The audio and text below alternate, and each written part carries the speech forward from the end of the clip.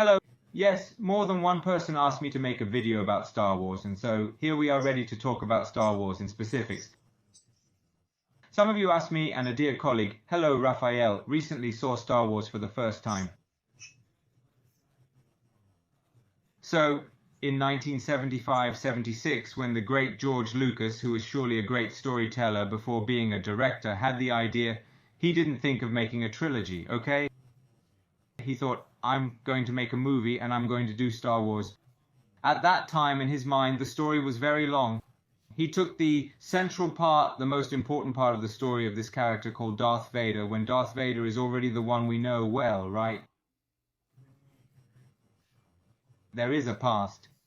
And so little by little, then he went on to make a prequel trilogy when things went really well. Things went well right from the start, to tell the truth, because he made the first movie in 1977. Premiering in Los Angeles at the Chinese Theatre in Hollywood, Star Wars was such a big hit in '77 that it paved the way for the second film, The Empire Strikes Back, in 1980.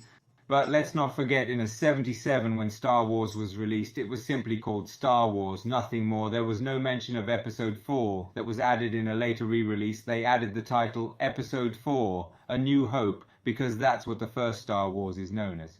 In 1980, The Empire Strikes Back, and in '83, Return of the Jedi. There was a long gap, which we know of as the classic trilogy. After a 15-20-year hiatus towards the end of the '90s, George Lucas decided to narrate all that had happened previously. Thus, he created the prequel trilogy: 1999, The Phantom Menace; 2002, Attack of the Clones; and 2005, Revenge of the Sith.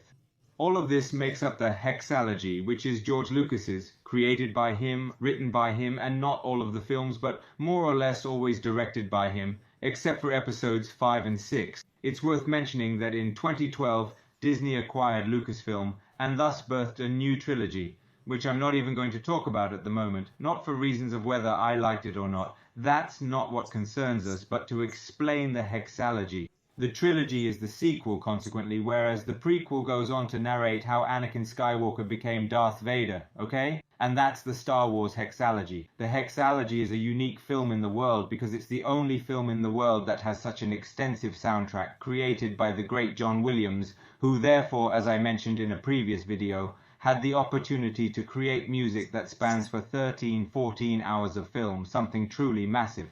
I've decided to make shorter videos, so this was just a video to introduce how Star Wars works, the timeline of Star Wars, and how they should be viewed. If you've never seen them, you absolutely have to start with Star Wars episodes 4, 5, and 6, because the prequel trilogy, that is what happens before the 1990s to 2000s, takes for granted many things that you should have already seen and should already know. For this reason, we talk about the concept of the Force, the philosophy in the classic trilogy, the one from the 70s and 80s. It's essential, if you've never seen Star Wars, to start with those films.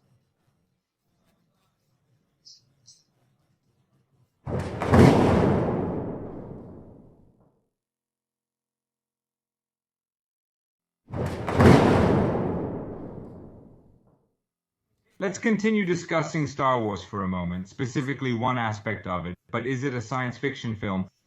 No, the answer is no, absolutely not, and it will always be no. Why isn't it a science fiction film? Science fiction is a literary and then cinematic and comic genre that focuses on possible future technology, all right?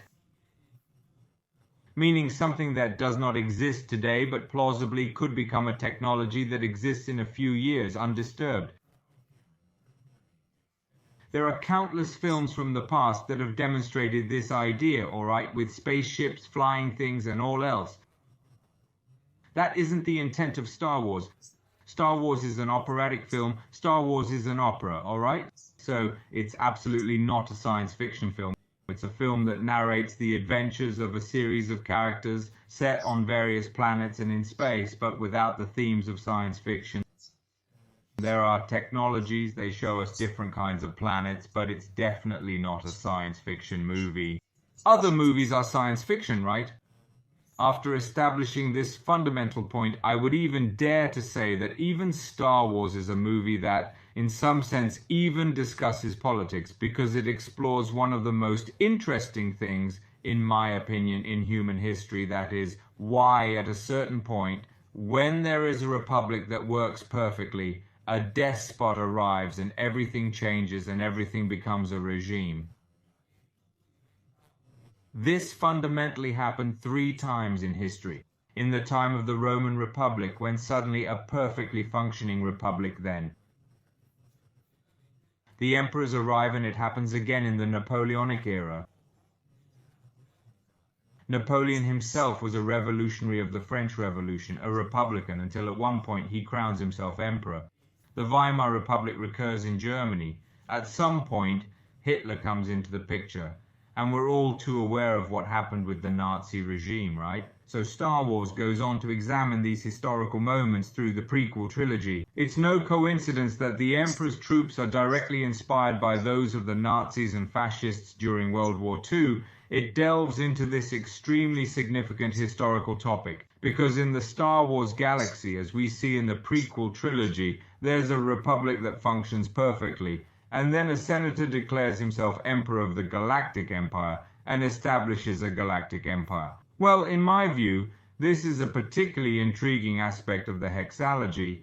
I'm always talking about Star Wars, that is discussed very minimally, despite being one of the most critical. Additionally, Star Wars has a unique feature, worth of the absolute best films, with multiple layers of interpretation. When I was a boy, of course, I saw Star Wars as an adventure film, a film with heroes, lightsabers, monsters to conquer, spaceships, planets, and so much more, a grand adventure. As an adult, I had a different understanding of it. I identified in the film, which is exactly this political aspect, in my opinion, highly intriguing.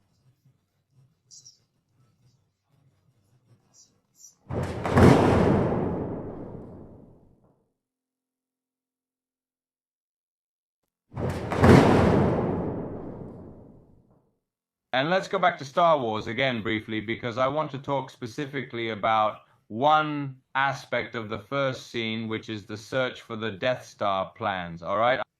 I'm using this example not really to talk about Star Wars, but we were doing a series of films where we talk about Star Wars, and I wanted to explain this fundamental thing sooner or later, the McGuffin. What is a McGuffin? So a McGuffin is something that keeps the movie going.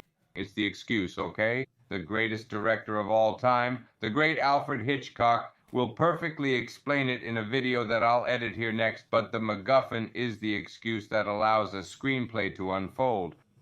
What are the Death Star plans at the beginning of Star Wars? Episode 4, A New Hope from 1977. They are everything that moves the characters. Then in reality, we don't really care about the Death Star plans, but we also don't care that much. It's what allows Princess Leia to hide a secret message for Obi-Wan Kenobi in the robot, which then arrives on the planet and meets Luke Skywalker. It's what, when encoded, allows you to discover how to destroy the Death Star. It's what keeps the movie going. We find the MacGuffin in many movies. In Hitchcock's notorious The Lost Lover, for example, the MacGuffin is uranium. The uranium that is used to build bombs and that Detective Devlin is looking for with his accomplice Ingrid Bergman. There are many other examples of MacGuffins. There's also an example of a MacGuffin in Titanic. The heart of the ocean, the famous jewel that is so talked about at the beginning of the movie, actually becomes an excuse for the old lady from Titanic to tell the entire story of the ship and its love story. And just think, a MacGuffin can even be a word. In his 1941 film Citizen Kane, the MacGuffin for Orson Welles is the word rosebud, which, as we all know, Kane utters as his last word before dying. It's so famous that a reporter is tasked with understanding what this word means. Another incredibly famous MacGuffin in movie history is the treasure in the good, the bad, and the ugly, which is what everyone is after and what keeps everything moving.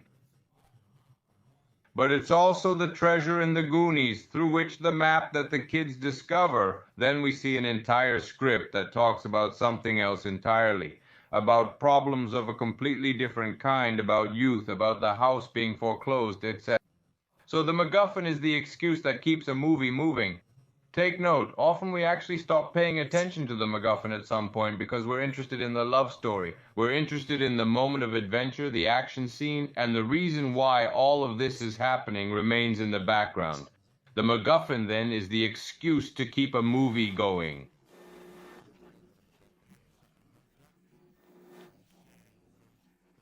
It's not about spies, it's the things spies are looking for. It could be the plans of an aircraft engine or the plans of an atomic bomb, whatever you like. It's always the thing that the characters on the screen worry about, but the audience doesn't interest them. Someone asked me what a MacGuffin is. It's described in a scene on an English train going to Scotland, and one man says to another, "What is that page over your head?" The other one says, "Oh, it's a MacGuffin." And he says, "But what is a MacGuffin?" And he says, "Well, it's a device to drive lions mad in the Scottish Islands." Then I say, "But there are no lions in the Scottish Islands." And he says, "Then it's not a MacGuffin." Thank you for telling us.